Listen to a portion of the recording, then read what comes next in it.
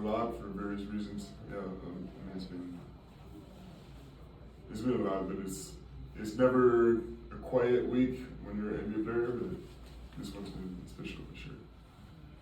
What did you think of just the way the whole team, how it's kept up its intensity since the cup?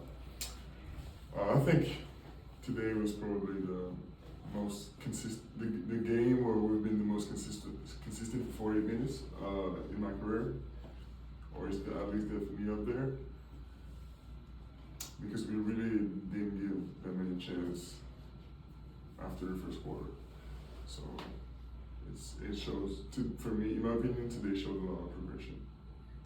Devin was in here, and he said that once you get your conditioning back and your minutes back, that the league is in trouble. And I want to know, do you agree with that? Of course, I do. And the numbers show that today. I think we're the third seed right now, but we still got so much more to improve on. And Devin's right. I also need to get my rhythm back, my conditioning back. Yeah, we're already pretty good, and we can be much better. Well, you personally also, before the injury, you were playing at such a high level. Do you feel that you can get back to that high level in a short amount of time? Oh, of course, even better. Even better? Yeah, of course. So with a game like tonight, you said you still need to get back to that level. How did you see yourself doing tonight, as far as, even in limited time, but still being able to produce? I don't know how many minutes I played tonight. 21. 21, okay. Well, there's room to play much more, so it's, but right now, like today, I don't know if I was ready to play 30 minutes, but next game I'll be ready to play somewhere in between the two, But it's all about quality minutes. It seems like even though you missed the amount of time that you missed, there's been no easing your way back into this. That the limited minutes you're playing, you're making the most out of. Is that fair to say? Yeah, of course. I mean, it's not really my philosophy to be on the court if you have like hesitation or if you're not fully confident about your health. So it shouldn't be the case for me. I think you should come back to 100% confidence at practice, and once you feel healthy, you feel strong, you're ready to go in game. To you, as competitive as you are, is it hard to not look at the clock or understand how many minutes you're going to play and try to maximize your time on the floor where you've got this restriction? Yeah, but at the same time, it's also been a discussion I have with the staff, whether it's a performance or coaching staff. So we're all on the same page, and if I have objections, I'll make them heard before the game, But we step into a game where we're all in agreement. In a short amount of time in your career, you've already made yourself, established yourself as one of the more dominant players in the NBA. What do you feel like is the next part of your game, the next part of the evolution to become one of those generational talents that's remembered for years to come? Consistency. Also continuing to find myself more and more on the court, so I can develop not only my scoring but also my playmaking.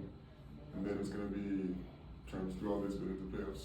Forgive me if you answered this previously, but with the All-Star game having the USA versus the world, tell me your thoughts about that. Are you excited about it? I'm pretty excited about it, yeah. I think it's going to bring something new to the All-Star game.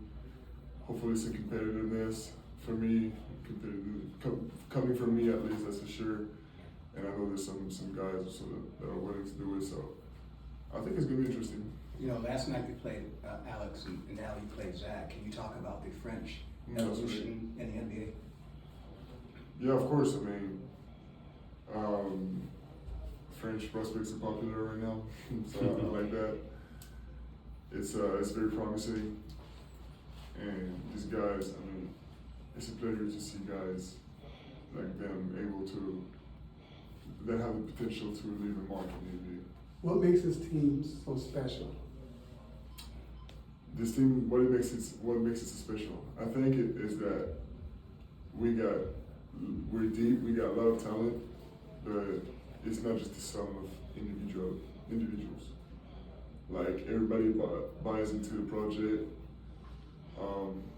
Like nobody tries to do their own thing, you know what I mean? Like it's a very generous system.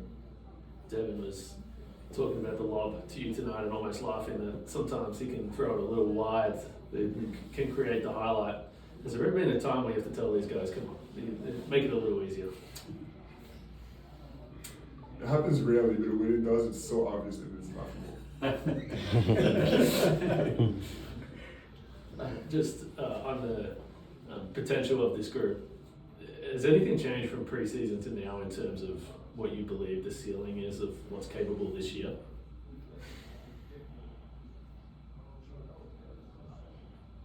I think unconsciously, yeah, there is.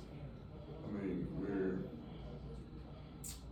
above expectations for sure. But in terms of pure rankings, you know, that it's we know the Western Conference is a dangerous place, so it's going to be a fight until the last days of the regular season for this ranking. It's I don't know. Let's say it's more real. I don't know if it's if we broke the ceiling in terms of expectations, but it's more real now. It's more palpable now that we've played against the best teams. Are you above your expectations? I wouldn't say so. No, because we never step into a game not thinking we're going to win it and all of a sudden end up winning it. But let's say we're well into where we want to be. Thanks, Vic. Appreciate it.